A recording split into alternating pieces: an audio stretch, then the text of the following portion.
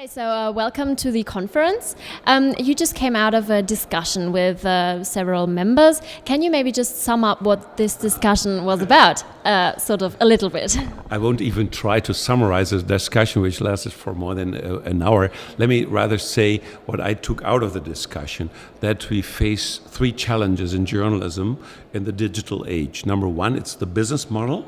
And we saw in the discussion that's obviously not necessarily working anymore, that there's enough advertisement revenue for traditional media. So that's one challenge. The second challenge is how journalism itself is changing, the transformation of journalism. So in the past it was obvious you would have reliable sources, you would have reliable journalists, they would write or report on TV, and that you would gather. That has changed, and right now we have all kinds of different kinds of journalism, professional print journalism, TV journalism, but increasingly in the digital age, all kinds of cross-media platforms where you have visuals, you have text, you have images, you have moving images, and at the same time, very different kind of journalism in the combination. And I think the third and probably most important challenge, which admittedly we didn't address as much as it should have been, is also the way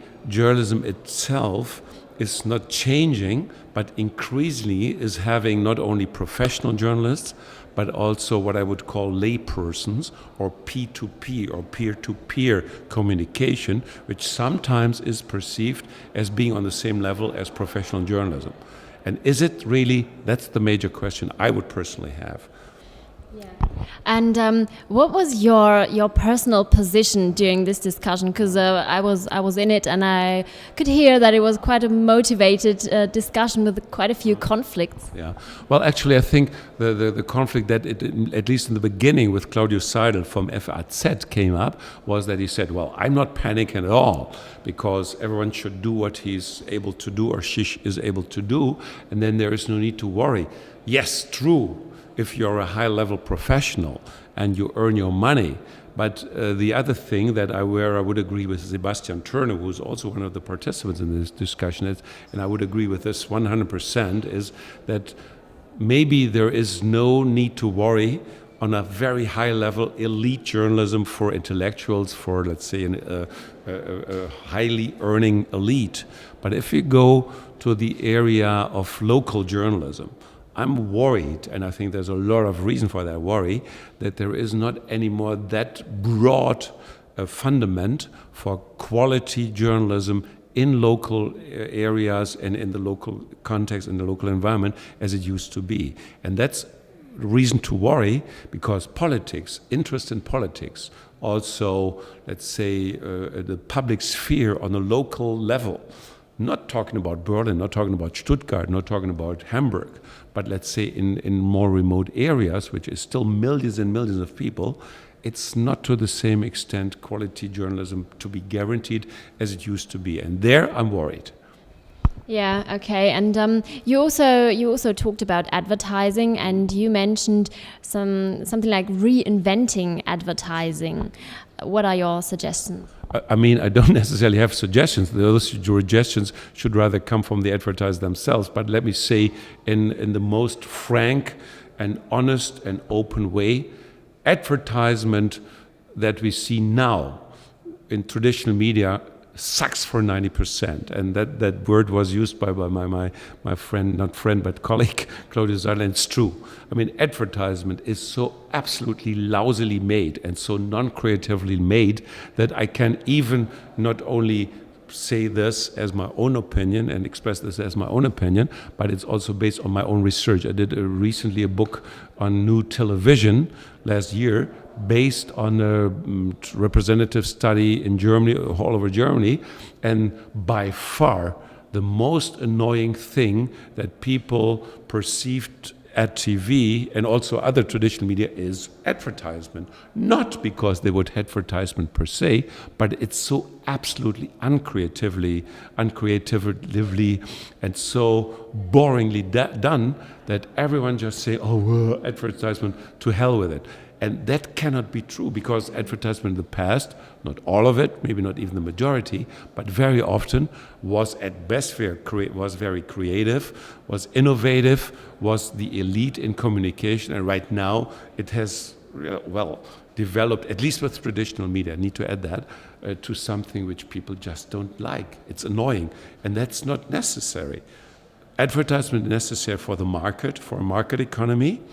Advertisement is a very good business background for media. Why not have more creative advertisement? And it's possible. Why shouldn't it possible? Shouldn't it be possible? It's as possible as there is creative journalism. It is as possible as there are creative arts. It is as possible as there are creative startups, company leaders, you name it. Why not an advertisement? It's crazy. And you know, it's simple. People don't like it. I don't like it. No one likes it. It's billions and billions and billions of turnover. It's the fundament for private media, and still it sucks. Hey, come on, guys.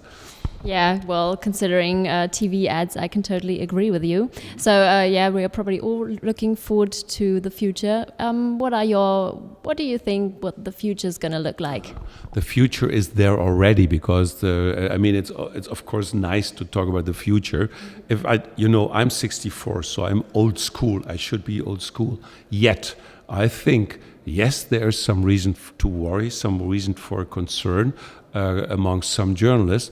But if I'm now talking as a media user, I'm thrilled as I never was before about the new possibilities I find, the new platforms I find, the ways I can access any single information I want to, every attention-grabbing video I want to have. So from a user perspective, I'm thrilled. I like it, and I find high quality.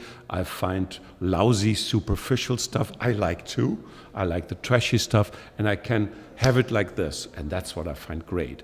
Journalism needs to consider, what do we want to be able to offer in the future? Yes, you need the quality. For that, we need guarantees. For the rest, I'm not worried at all. Okay, so I thought the discussion was very interesting. Now, considering a totally different topic.